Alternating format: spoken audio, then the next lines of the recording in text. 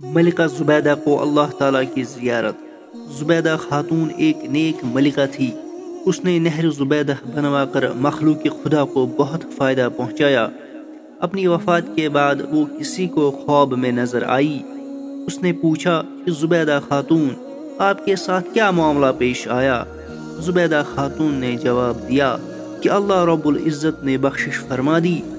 خواب دیکھنے والے نے کہا کہ آپ نے نہر زبیدہ بنوا کر مخلوق کو فائدہ پہنچایا، آپ کی بخشش تو ہونی ہی تھی۔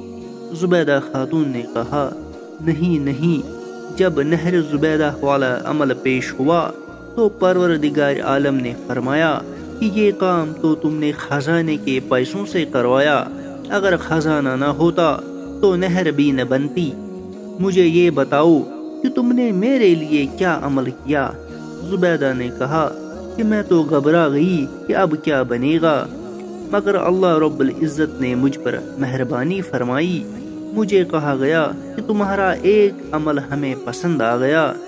ایک مرتبہ تم بھوک کی حالت میں دسترخوان پر بیٹھی کھانا کھا رہی تھی کہ اتنے میں اللہ اکبر کے الفاظ سے اذان کی آواز سنائی دی۔ تمہارے ہاتھ میں لقمہ تھا اور سر سے دوپٹہ سرکا ہوا تھا۔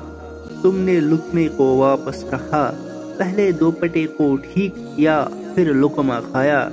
تم نے لقمہ کھانے میں تاخیر میرے نام کے ادب کی وجہ سے کی، چلو ہم نے تمہاری مغفرت فرما دی۔